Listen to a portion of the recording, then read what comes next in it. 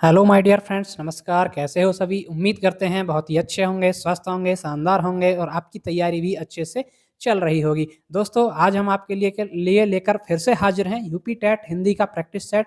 UP TET के लिए हिंदी का जो सब्जेक्ट होता है उसमें उसके अंतर्गत जो भी आपसे क्वेश्चंस पूछे जाते हैं, प्रीवियस ईयर क्वेश्चंस, कुछ मोस्ट एक्सपेक्टेड क्वेश्चंस, उन सभी को हम आपके साथ यहाँ पर डेली प्रैक्टिस सेट के माध्यम से डिस्कस करते हैं। प्रत्येक प्रश्न की व्याख्या के साथ आपको प्रैक्टिस सेट का डिस्कस किया जाता है आपके साथ डेली। तो उसी श्रृंखला में हमारी आज की क्लास है। आगे बढ़ने से पहले जो भी साथी चैनल पर पहली बार हैं, कृपया चैनल को सब्सक्राइब कर लें ताकि ऐसी इंफॉर्मेटिव वीडियोज और क्लासेस आपको डेली मिलती रहें। तो चलिए आज की क्लास को शुरू करते हैं। आज का क्वेश्चन नंबर फर्स्ट, क व्यंजन है। जो क व्यंजन होता है वो कैसा होता है? ऑप्शन ए सघोष, बी अघोष, सी महाप्राण या डी नासिक्य। तो देखिए, क व्यंजन जो होता है वो आपका अघोष होता है। क व्यंजन आपका अघोष होता है। कैसे होता है? देखिए, प्रत्येक जो 5 वर्ग होते हैं, क, च, ट, त और प, ये जो 5 वर्ग होते हैं, इन पांचों में 5-5 आपके वर्ण होते हैं, सभी को पता होगा। टोटल 25 होते हैं। इनको स्पर्शी व्यंजन भी बोला जाता है। तो स्पर्श व्यंजनों की संख्या हिंदी में कितनी हो जाती है? 25। अब इन जो 5 वर्ग होते हैं, इनका पहला और दूसरा वर्ण जो होता है वो आपका अघोष होता है, जबकि बाकी जो बच्चे होते हैं वो आपके सघोष वर्ण कहलाते हैं। तो पहला वर्ण और दूसरा वर्ण जो होता है प्रत्येक वर्ग का, वो आपका अघोष वर्ण कहलाता है। तो हमारा क जो है, क आपका देखिए पहला ही वर्ण है, तो हमारा क कैसा हो जाएगा? अघोष वर्ण हो जाएगा। इसलिए आपका ऑप्शन बी राइट हो जाएगा। ठीक है फ्रेंड्स, चलिए आगे बढ़ते हैं। क्वेश्चन नंबर 2, इनमें से किसका उच्चारण स्थान दंत्य है, या तो मतलब दांत से होता है? दंत्य। ऑप्शन ए ग, बी प, सी च सॉरी त या डी च।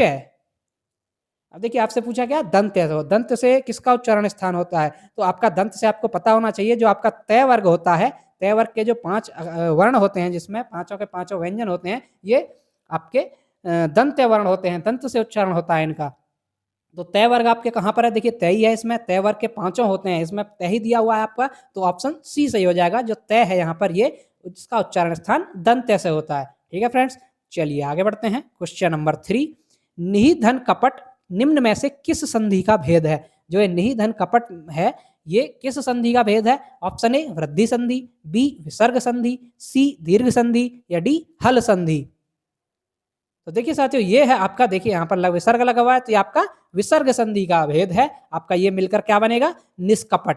ये निष्कपट, ये निष्कपट जो शब्द है, इसका संधि विच्छेद क्या है? निधन कपट, निष्कपट। और इसमें संधि का भेद है, विसर्ग संधि है ये आपकी। ऑप्शन आपका इसके अकॉर्डिंग बी राइट हो जाएगा। चलिए नेक्स्ट, क्वेश्चन नंबर 4, दिक धन गज की संधि है, इसकी संधि क्या है? ऑप्शन ए दिक्गज, बी दिग्गज, सी दिग्गज या डी कोई नहीं। देखिए, दिग्गज लिखा हुआ है, ये आपको नहीं समझ आ रहा हो तो दिग्गज, ये ऐसा है ऑप्शन। तो दिक धन गज मिलकर के दिग्गज ही बनेगा। ऑप्शन बी राइट आपका, दिग्गज आपका बिल्कुल सही जवाब हो जाएगा। दिग्गज की संधि विच्छेद होता है दिक धन गज। इसमें आपकी कौन सी संधि हो जाएगी? व्यंजन संधि। ठीक है फ्रेंड्स, ये आपकी व्यंजन संधि का उदाहरण है। ऑप्शन बी राइट होगा यहाँ पर।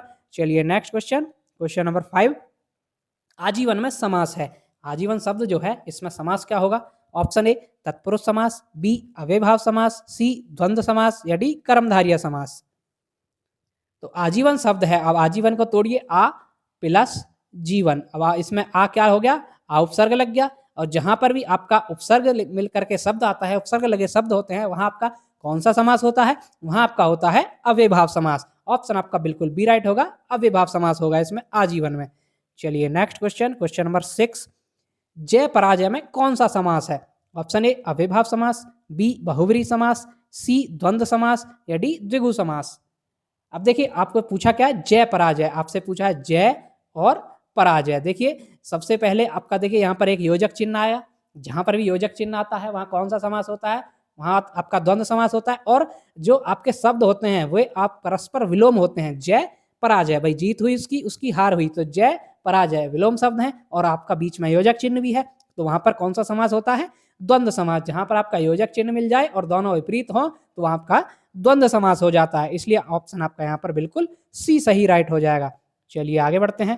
क्वेश्चन नंबर 7, अजायब घर है। जो अजायब घर है, ये शब्द ये कैसा है? ऑप्शन ए देसी शब्द, बी विदेशी शब्द, सी तद्भव शब्द या डी संकर शब्द। तो देखिए ये है आपका संकर शब्द। अजायब शब्द जो है, अजायब घर शब्द जो है, ये आपका संकर शब्द है। संकर शब्द होते क्या हैं? दो भाषाओं के मेल से जो मिल करके बने शब्द होते हैं।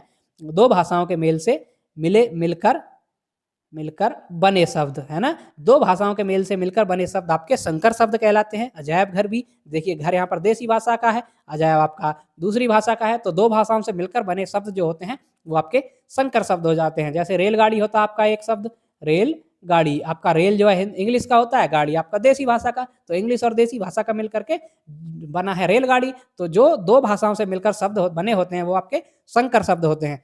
चलिए यहाँ पर ऑप्शन डी है राइट। आगे बढ़ते हैं, क्वेश्चन नंबर 8। निम्न में से संगठन का विलोम शब्द ज्ञात कीजिए। अब संगठन का विलोम क्या होगा? ऑप्शन ए समागम, बी संयुक्त, सी विद्युत या डी विघटन।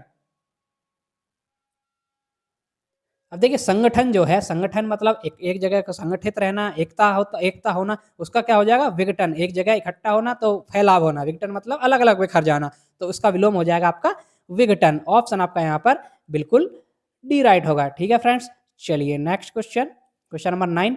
समास शब्द का विलोम है। समास का विलोम क्या होता है? ऑप्शन ए संधि, बी व्यास, सी भेदक या डी विभाजन। तो देखिए साथियों, ये बहुत बार पूछा गया क्वेश्चन है, बहुत ही इंपॉर्टेंट क्वेश्चन है। तो ये इसका विलोम क्या होता है समास का? ये होता है आपका व्यास। समास का विलोम होता है व्यास। कई बार लोग जल्दी जल्दी में क्या करते हैं, समास का विलोम होगा संधि लगा के आ जाते हैं, जबकि वो गलत हो जाता है। समास का आपका विलोम होता है व्यास। ऑप्शन आपका बी राइट हो गया। चलिए नेक्स्ट क्वेश्चन नंबर 10। प्राची का पर्यायवाची शब्द है। जो प्राची शब्द है इसका पर्यायवाची क्या होगा? ऑप्शन ए प्राचीन, बी प्राकृत, सी पूर्व या डी प्रज्ञा। अब देखिए प्राची का जो पर्यायवाची होगा वो होगा आपका पूर्व। प्राची का पर्यायवाची यहाँ पर पूर्व हो जाएगा। ऑप्शन आपका यहाँ पर बिल्कुल सी राइट हो गया। चलिए आगे बढ़ते हैं, क्वेश्चन नंबर 11।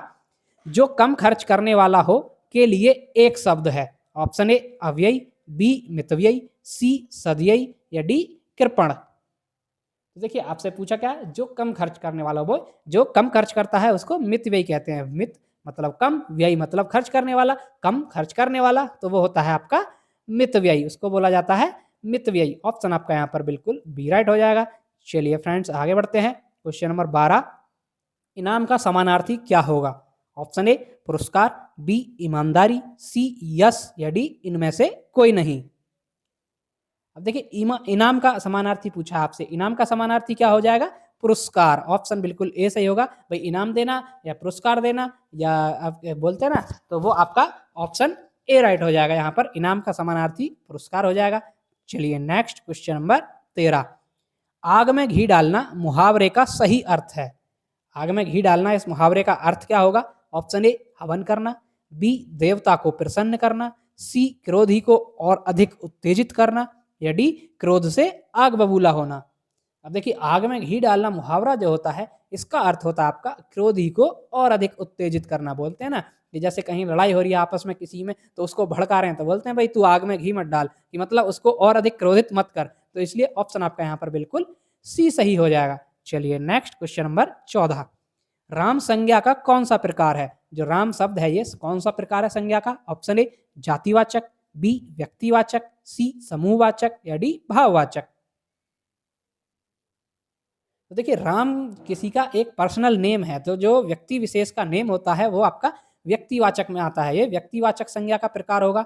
ऑप्शन आपका यहाँ पर बी सही होगा। किसी का नाम होता है, पर्टिकुलर स्थान होता है, तो वो आपका व्यक्तिवाचक संज्ञा होता है। चलिए नेक्स्ट क्वेश्चन नंबर 15। वर का स्त्रीलिंग बताइए। अब वर जो होता है इसका स्त्रीलिंग शब्द क्या होगा? ऑप्शन ए बहू, बी दुल्हन, सी वारी या डी वधू। देखिए सभी को पता होगा वर का वधू होता है। भाई आपके कार्ड, इनविटेशन कार्ड वगैरह पे भी देखते होंगे वर वधू, तो वर का आपका स्त्रीलिंग हो जाएगा वधू। ऑप्शन आपका बिल्कुल डी राइट हो जाएगा। चलिए नेक्स्ट क्वेश्चन नंबर 16। रामू घर से निकला, इसमें कौन सा कारक है? रामू घर से निकला, इसमें कौन सा कारक होगा? ऑप्शन ए करण, बी अपादान, सी कर्ता या डी संप्रदान। अब देखिए वाक्य को फिर से पढ़िए। रामू घर से निकला, इसमें कारक चिन्ह क्या आया? से कारक चिन्ह आया। अब से कारक चिन्ह जो है वो किसका बोध करा रहा है? रामू घर से निकला मतलब घर से बाहर गया, घर से अलगाव हो गया उसका। तो जहां पर अलगाव का बोध होता है से के द्वारा, वहां कौन सा कारक होता है? वहां होता है आपका अपादान कारक। इसलिए आपका ऑप्शन बी राइट हो जाएगा इसमें। चलिए आगे बढ़ते हैं, क्वेश्चन नंबर 17, राम सेब खाता है, इस वाक्य में क्रिया का कौन सा प्रकार है? ऑप्शन ए पूर्वकालिक क्रिया, बी सकर्मक क्रिया, सी अकर्मक क्रिया या डी अनेकार्थक क्रिया। देखिए राम सेब खाता है मतलब राम सेब खा रहा है, तो यहाँ पर कर्म की प्रधानता है, तो आपकी सकर्मक क्रिया होगी। भाई जहाँ कर्म होगा वो सकर्मक होगी और जहाँ कर्म नहीं होगा वह अकर्मक होगी, इसलिए यहाँ पर कर्म की प्रधानता है, तो यहाँ पर ऑप्शन बी राइट हो गया। ये आपकी सकर्मक क्रिया का उदाहरण है। ठीक है फ्रेंड्स, चलिए आगे बढ़ते हैं। क्वेश्चन नंबर 18, इनमें से किस वाक्य में कर्मवाच्य है? ऑप्शन ए श्याम पुस्तक पढ़ेगा, बी श्याम पुस्तक पढ़ रहा है, सी श्याम के द्वारा पुस्तक पढ़ी गई या डी श्याम ने पुस्तक पढ़ी। अब कर्म वाच्य पूछा, जहां कर्म की प्रधानता, केवल कर्म की प्रधानता होनी चाहिए, तो वहां आपका देखिए श्याम के द्वारा पुस्तक पढ़ी गई, यहाँ पे के द्वारा आ रहा ना, जहां पर भी आपका के द्वारा आ जाता है कि उसके द्वारा यह काम किया गया, तो मतलब वो कर्म वाच्य हो गया। श्याम के द्वारा पुस्तक पढ़ी गई आपका कर्म वाच्य हो जाएगा। ऑप्शन आपका यहाँ पर बिल्कुल सी सही हो जाएगा। नेक्स्ट क्वेश्चन, क्वेश्चन नंबर 19, अनंग शब्द में कौन सा उपसर्ग है? ऑप्शन ए अन, बी अन, सी ए या डी अनन। तो देखिए अनंग शब्द में जो उपसर्ग होगा वो होगा आपका अन। ये हलंत लगा हुआ है, देखिए ऊपर भी सेम है लेकिन हलंत का हेर फेर है, आपको एग्जाम में ध्यान रखना है, जल्दबाजी नहीं करनी है। अन जो होगा ये अन, ये आपका हलंत वाला होगा, अन प्लस अंग अनंग, है ना, ये आपका अन होगा। ऑप्शन बी वाला होगा राइट यहाँ पर उपसर्ग। चलिए नेक्स्ट क्वेश्चन नंबर 20, राष्ट्रीय शब्द में कौन सा प्रत्यय है? जो राष्ट्रीय शब्द होता है इसमें प्रत्यय कौन सा लगा होता है? ऑप्शन ए रा, बी श्रिय या डी सी राष्ट्र या डी ई है। तो देखिए राष्ट्रीय जो शब्द होता है इसके होता है राष्ट्र प्लस ई है, तो ये आपका ई है प्रत्यय होता है, राष्ट्र प्लस ई है मिलकर के आपका बनता है राष्ट्रीय। ठीक है फ्रेंड्स, तो आपका ई है प्रत्यय है, यहाँ पर ई है, ऑप्शन बिल्कुल डी राइट हो जाएगा, ई है प्रत्यय हो जाएगा।